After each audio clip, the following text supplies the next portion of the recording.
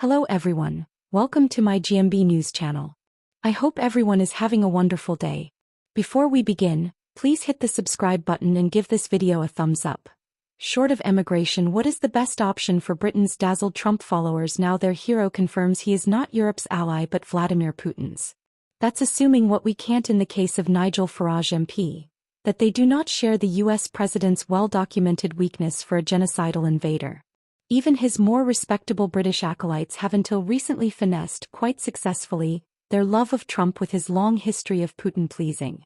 No one more so than Boris Johnson, former Prime Minister, self-styled savior of Ukraine and still Trump's most dependable British idiot. To Johnson's way of thinking, detailed in numerous Daily Mail columns, it is Trump doubters who are always the ridiculous, panicking, hysterical, whinging headless chickens. When Trump looked likely to win the US election, Johnson likened the reaction of the Western liberal intelligentsia to the shriek of elderly beldams leaping on the piano stool after spying a mouse in their petticoats. The virile Johnson was more than willing to forget that business at the U.S. Capitol on January 6, 2021. With all the usual caveats, it is striking, sometimes uncanny, how often tributes to Trump by his UK supporters have echoed rhetoric in praise of an earlier political disruptor with territorial ambitions. Here is Lord Rothermere, the Daily Mail proprietor, for instance, writing in 1930 that his support for Germany's Nazi Party had shocked the old women of three countries, France, Germany, and our own. Like the beldam connoisseur Johnson, who urges us to disregard Trump's thuggery, I have always found him, personally, a model of old-fashioned courtesy and good manners. Rothermere would assure readers disconcerted by the public shrieking that the private Hitler was a perfect gentleman, who brings to Europe the blessed prospect of peace. A century later, another Daily Mail writer, Nadine Dorries, was one of several prominent conservatives claiming something similar for Trump. I honestly believe that Trump can bring about world peace and prosperity. By way of references, Dorries cited, like many of the president's supporters, the strategic mastery outlined in his ghostwritten Art of the Deal. Have any of them actually read the chapter that details how Trump, having attempted various low ruses to dislodge residents from a newly acquired building he wished to demolish, ended up being accused of harassment? It could be of interest anyway to Gaza residents should Trump persist with dreams of a Palestinian-free luxury resort. Admittedly, a little alleged harassment is unlikely to weigh with women like Dorries, Sala Braverman and Liz Truss, not forgetting proud feminist Johnson, who are happy to make light of, along with the invasion of the White House, environmental savagery and assorted criminal cases, Trump's history of misogyny. For them, savior qualities that polls suggest go unrecognized by most of the British population have earned him immunity from sustained sexist behavior, from grab em by the pussy, to congratulating the Prime Minister, Keir Starmer, on his beautiful wife last month. In the US for Trump's inauguration, an ecstatic Braverman said that he provides a glimmer of hope of what is possible in the West.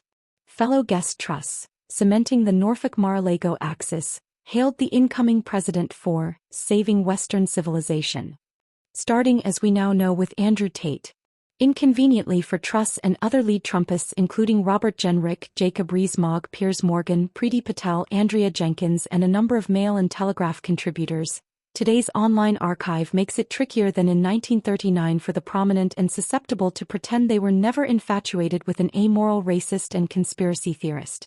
Added to this evidence, the speed of Trump's transition into full Russia allyship could help extravagant claims about his political genius being more rapidly understood as deranged than those, circulating last year, that rested on total public memory loss about Trump's political past.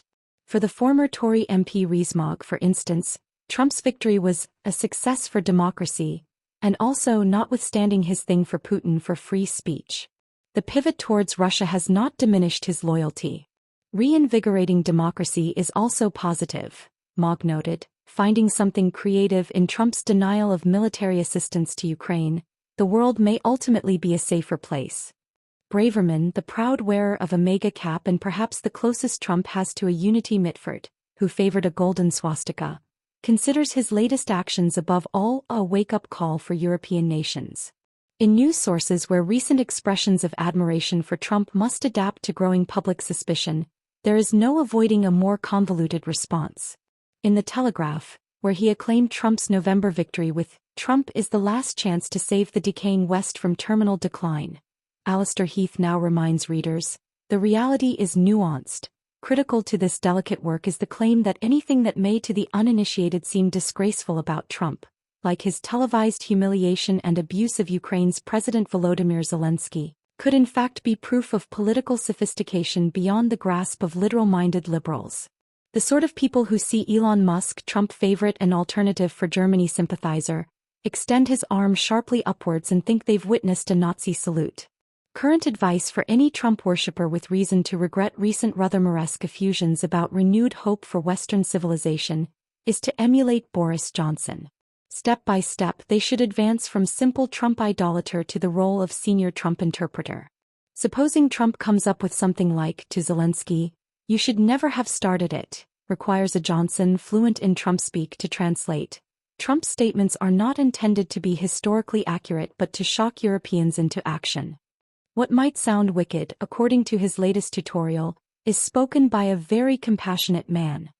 Recent polling, inauspicious for Farage, suggests that Johnson's linguistic efforts are finally paying off. When a UK legislator sings the praises of Trump, what they are actually saying is, "I am unworthy of political office." Got it? So what do you guys think about this update?